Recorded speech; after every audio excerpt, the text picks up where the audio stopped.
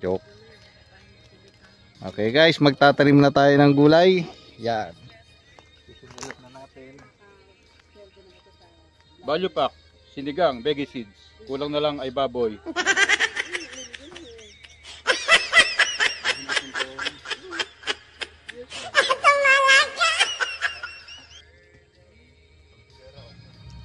So ayan guys, magsisimula na tayo pagtanim ng ating gulay. So kukuha lang tayo ng kahoy, ayusin lang natin yung ating pantusok kasi masyadong baluktot na, marami pang sangang maliliit, masakit sa kamay. Ayan.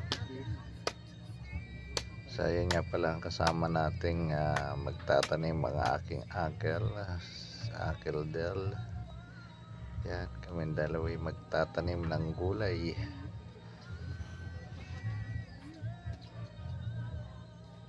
Bali ang itatanim nga pala natin guys, sitaw, kalabasa, kangkong, kamatis, patola, radish, kangkong. So, bali baboy na lang kulang nito. Pag ito ay namunga sigurado may pansigang na to, tsaka noro sinigang mix. Kamatis pa tayo, siling haba. Yan yung mga itatanim natin ngayon. Nandito nga pala tayo ngayon dito sa may harap ng windmill, dito sa may Pililya. Tapat. So meron tayong nabiling maliit na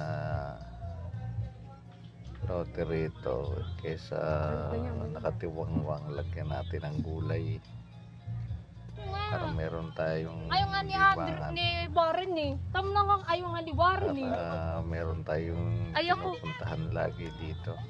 Nika, kaway ka.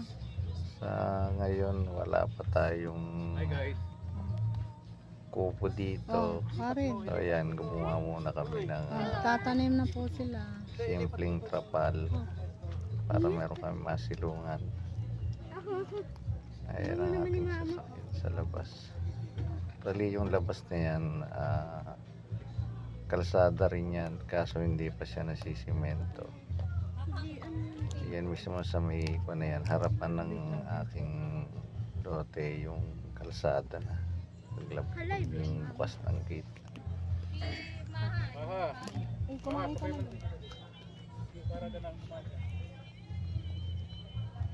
So kasama rin pala namin dito si Auntie Virgie, siyang aming pandito, kapatas.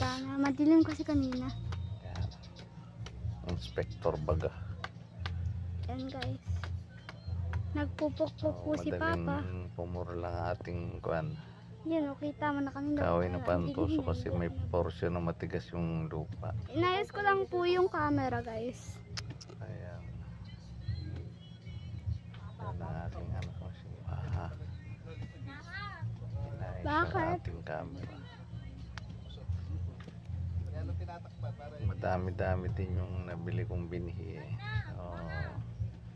Ginagawa namin dyan, puro paikot muna dun sa perimeter ng bakod. Yan.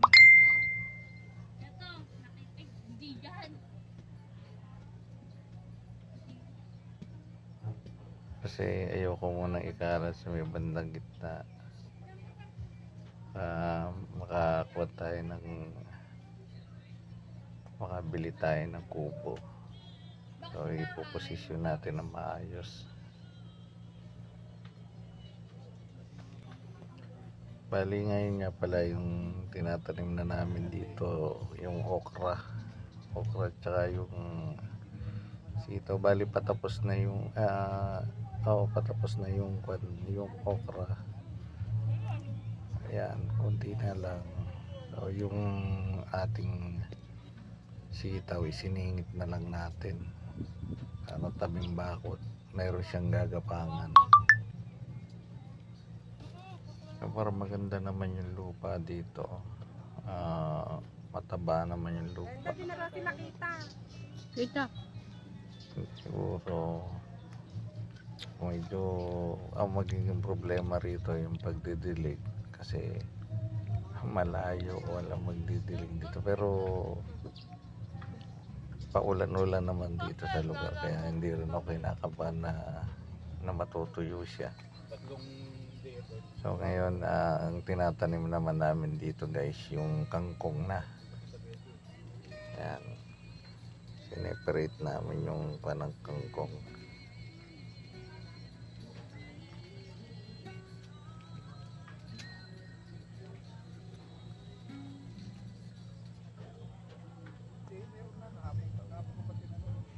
Yan dyan sa portion yan sa may bandang dulo. Doon naman namin itatanim yung magbibinhi pala kami, magpupunla kami doon ng kami nang natanim. Ang unang tinanim natin okra, tapos kangkong. Ngayon sitaw naman. Ayan, sitaw naman ang ginagawa namin. Tinatanim. Magtatanim tayo ng sinigang vegetable.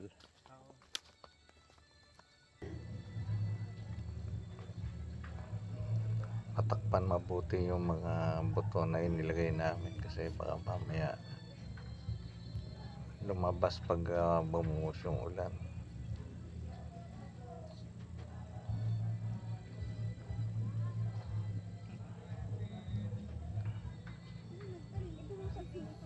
Namimiss ko yung pagkahalaman ganito kasi nung nasa Nueva Ecija kami, ang ganyan ginagawa namin, magtatanim kami ng mga gulay-gulay. Kapag nga pala ito nabuhay, kung sakaling mabuhay man, papagapangin ko na lang sa bakod, tapos ilalagyan ko na lang ng balag. Yun na rin na magiging shade. Isang area lang. Para malamig talaga. So maganda dito sa lugar na to. Kahit na medyo mainit yung araw, pero malakas yung hangin. Mahangin dito. Kasi mas mataas na yung area na to. Kaya dito nagtayo sila ng maraming windmill kasi mahangin sa lugar na to.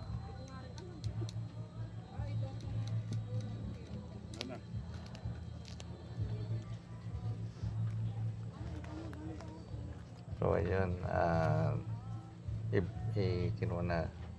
pinupunla na yung sili at saka ayan, sili pa lang yan pala. Kailangan kasi yung sili patubuin muna bago ilipat. Asan yung sita, yung kamatis? Kamatis ba yun? Hindi ko alam. So yung kasing nabili kong punla, ang kwet niya kasi isang pack siya, yung laman niya ay pangsigang. Ang isang pack meron siyang laman na sitaw, okra, merong kamatis, sili, radish. Ayan yung laman ng isang pack. Kaya titingnan mo yung mga plastic job, yung mga pangalan din, kaya hinahanap pa namin kung alin doon yung buto ng sitaw, ay yung buto ng kamatis pala, tsaka buto ng sili yung hinahanap. Yan, nakita na.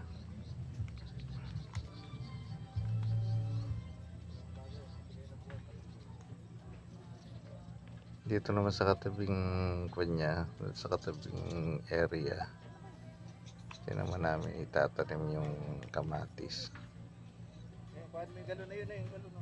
Yan na lang hindi namin natanim. Ayun palang radish, hindi namin naitanim kasi medyo hindi namin nagambol yung lupa. So baka mamaya hindi siya Lumalaki din yan eh. Yung kamatis. mabuhay kasi medyo siksik yung lupa. Dapat ang kanyan medyo mabuhaghag ang pagtataniman ng lupa. Kasi root crops yan.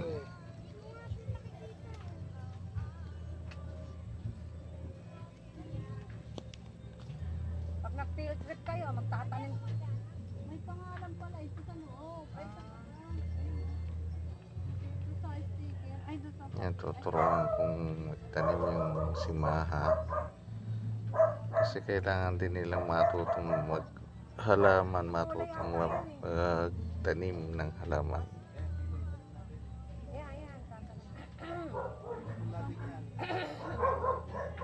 Yan, curious din yung bata Wala pa dito. kung ano yung paano ginagawa, paano nagtatanim. Ay, wala na. Kasi yung mga bata ngayon puro gadget na alam.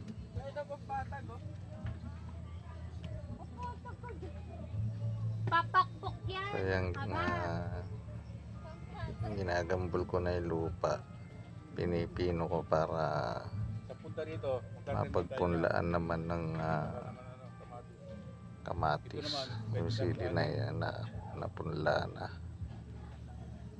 Kapag ito tumubo, tsaka ko na lang ipaglililipat ng pwesto. Sana mabuhay yung mga itinanim namin. Mag-upload pa kayo. Parang ang tagal na upload ko. Sa araw lang dun eh. Araw lang. Kaya si Maha gusto niya masubukan magtanim, kaya gusto niya siya yung lagay ng punla sa lupa. Oo, wala pang tanim dyan. Hanggang dito. Wala pa. Bibihira na kasi ngayon sa panahon ngayon yung mga bata na marunong na pagtanim ng mga halaman. Kasi ang alam ng bata ngayon maglaro ng gadget. Hindi loose ang lupa eh. Sige na. Daan. Hindi maglalaro. Doon sa tapat mo ikuan. Yan, nagtatanim ng sili si Maha. Yan din. Gawin mo ito sa mga. Doon sa gabi doon. Yan dyan. Doon. Kalat dapat. Kalat na kalat. Kalat. Yan. Tatapunan. Mamaya po, mami. Pagka tumubo, tsaka natin kakalat. Pagka nagambol naman yung lupa niya. Yun, galing ni Maha. Kuha ngayon ng lupa dito. Ganun o. Yun, kalatan mo lagay patungan mo. Ikaw dito kumahog dyan. Dito Oo. pa tayo maalis eh. Takutan Kakatay mo. pa yung dalaw Baka eh. may scatter na gano'n. Yan. Oo. Kasi pag may kalat na tatapunan and then Yan, buksan na. titiligan.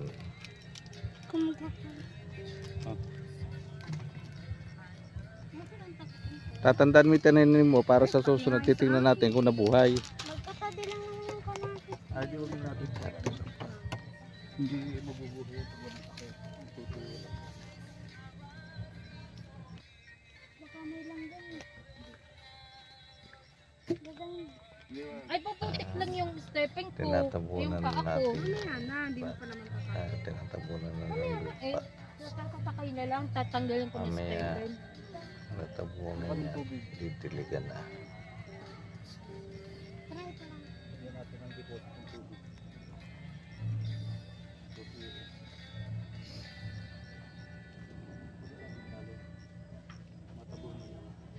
Ito pa oh. Ito pa, Maha. Ito oh. Siyang pag hindi mo sinabunan, nakita ng ibon yan. Takain lang. O yan. Kasalukuyan ang dinitiligan.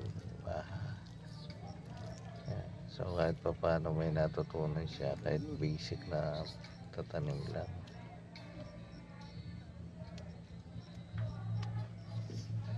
Paano po wala pag nabuhay? Wait lang, kuha ko ng lupa. So ngayon, ang tinatanim ko naman dito, kalabasa na. Ganda, mapo ka. So, nilagyan ko ng 3 Init ito. nga. Tanggal yung stepping. Kanina, ulan na ulan. Ngayon naman, init. Paren. Tinapat ko siya sa poste kasi ang kalabasa Tanggalin mo yung mo, stepping mo. pagka Ayun. Tatanim. Yung plano ko kasi dito, kukuha ko siya sa balag. Kasi pag pinagapang, Ah, malaking kakainin niyang space. Kapag pinagapang ko lang sa lupa. Sarap nga yan eh. Ayaw. Tatlo-tatlong buto sa isang yung palang bitchin tapat tumutubo ng rin. poste para Dapat sigurado naman bitchin, ah. kahit pa paano, kahit isa may mabuhay. Anak mo, lalala Okay rin na yan. kayo. Luya pala, Ronald. Luya tsaka sibuyas. Kung makatayo. Hindi, luya lang ito dyan, ha? Ang galing itong buto na ito eh. Kulay pink. Nilagyan pa yata ng coloring.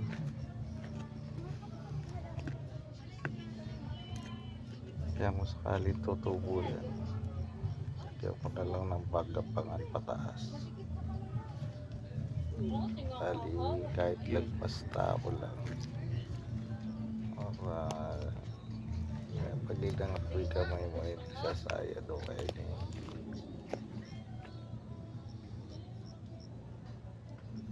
So ayan yung ginawa ko. Ang tinamad na ipapot ko na lang Pa, nagbuhos. Apa. ang natirang buwan kasi nalagyan ko na lahat Kaya yung ng pagka-moldy, ano?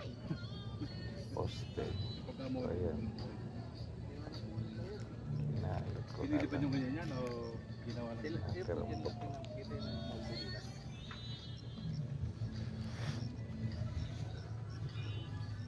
Sino mga responsible? So ayan guys, tapos na tayong magtanim.